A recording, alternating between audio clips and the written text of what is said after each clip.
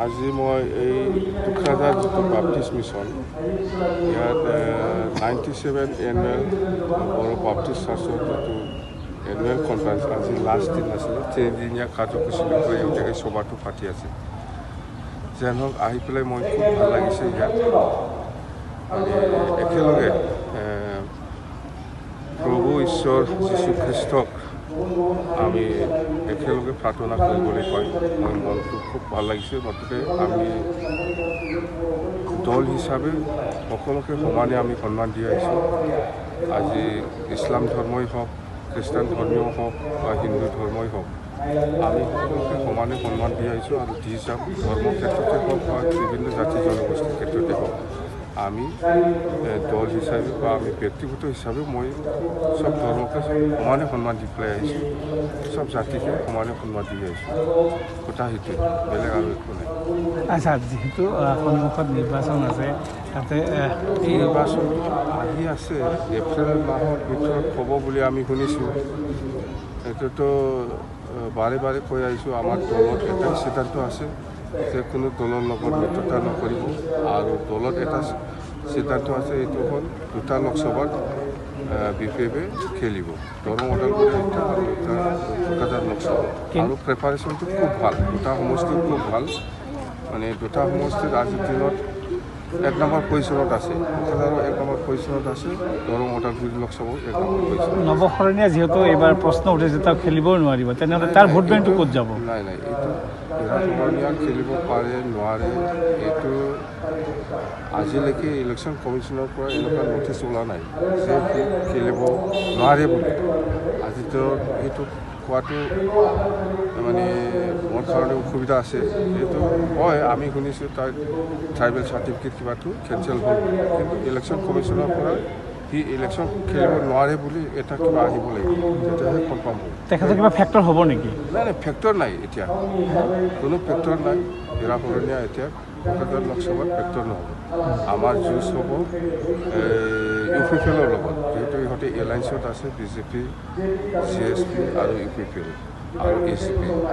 ইহঁতে 4টা দল মিলাই পেলাই একটাই, মই অকলে। আপোনালোকৰ কেণ্ডিডেট কেতিয়া দিব? মাৰ্চত ডিক্লেয়াৰ দিব, মাৰ্চ 2nd উইকত দিব। जोंनि 97 एनुवेल कनफारेन्सआ बर' बाप्टिस्ट चार्च एस'सिएशननि बियो शुक्रबार मोनाबिलिनिफ्राय जादोंमोन, दिनै मोनायाव जोबसिगोन। बेवहाय जोङो गाहाय आलासि सानै लिंहरदों, सासे बेंगालरनि, बियो डक्टर एडविन सिली, ओमफ्राय सासेया डक्टर आलिसन आबनमाइ, बियो मणिपुरनि।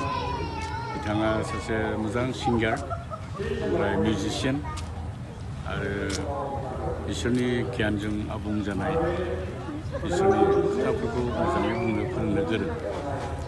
ओमफ्राय बे कनफारेन्सआव जोंनिया गासै 264 जोंना गिर्जाफोर दङ। बे गिर्जाफोरनिफ्राय जोंनि थान्दैफ्रा फैदों। रंजाथाव बाथ्रा, बेनि अनगायैबो जोंजों लोब्बा थानाय खाथि खाला गिर्जा आरो संगठनफोरनि मानसिफोर फैदों। उदालगुरिनिफ्राय फैदों, बर' बाप्टिस्ट कनभेन्सननि, BELCनिफ्राय फैदों, बिशपफोर फैदों, केथ'लिकनिफ्राय फैदों, लुथारेन NELC लुथारेनफोरनिफ्राय फैदों। आरो जोबोद रंजाथाव बाथ्रा, जोंनि बड'लेण्ड टेरिटरि रिजननि गेदेमा बिथांमोना थांनाय शुक्रबार मोनानिफ्रायनो गावसोरनि सुबिदा अनुजायै बिसोरो जोंनावहाय फैनानै जोंखौहाय थुलुंगा होफैदों। बिथांमोननि नुजाथिनायजों जोङो जोबोद थुलुंगानाय मोन्दों आरो बिथांमोना गोजोननाय रादाब होलांदों। जोंनि रायजो राजाफ्रा जोबोद खुसि जादों। आरो बर' हारिनि थाखाय मावसोमनाय जोंनि बर'नि दैदेनगिरि बिथांमोना जोंनि रायजो राजाफ्रा बेबादि थासारियाव बोरै सोलिनांगौ बेफोरनि मोजां मोजां बेबादि सुबुरुन्थाय होलांदों, बानजायलांदों। रायजो राजाफ्रा गोसोआव गोजोननाय मोन्दों। जोंनि हारिनि लिडारफ्रा जोंखौहाय सोरगिदिं बेंखन्थि होनानै जोंखौहाय मदद खालामदों, इसोरखौ सिबिनायाव जाहाथे जोङो रंजा बाजायै खुलुमनो हायो। बेफोरखौ बिथांमोना राजनितिक बिथिङाव थानानैब्लाबो जोंखौहाय मदद खालामदों, जोंनो अननाय होलांदों। बेफोरखौ खोनानायजों जों माने जोबोद गोजोननाय मोन्दों जोंनि मानसिफ्रा। नोंथांमोननि जुगेदि आं गासिबो गेदेमा बिथांमोनखौ आङो बर' बाप्टिस्ट चार्च एस'सियेसननि जानानै आङो जोबोद हामबाय होननानै बाख्नायदों बिथांमोननि बे नुजाथिया जोंनि थाखाय बिराद गोनांथि दंमोन बियो बिराद मोनसे सिगनिफिकेन्ट आरो बिथांमोननि बाथ्रा खोथा बुंलांनायफ्रा जोंनि गोसोआव थागोन आरो बिथांमोना जेन हारिखौ बेबादि मोजां लिडारशिप होना दैदेनलांनो हायो जोङो आफा इसोरनाव बिथांमोननि थाखायबो जोङो आर'ज खालामबाय थागोन खै हाजार जन बायदि दिनै रबिबारखाय जोंनि सुबुं सानखोआ एकदम बांसिन जादों ओंखाम जानायफ्रावबो जोंहा एसे खस्थ' मोनदों रायजोफ्रा गैयाब्लाबो बहाय 20 to 25,000 आरो जोङो नैबे पेन्डेलनिफ्राय चिलड्रेनफोरखौ जों आलादा खालामनांदों चिलड्रेनफ्रा गैयाब्लाबो 5,000नि बारा माने एसे उसुबिदा जागोन अभारक्राउड जागोन होननानै जों बिसोरनि थाखाय आलादा केम्पास खालामदों जे 25,000सो मानसि दिनैहाय गेदारिं जादों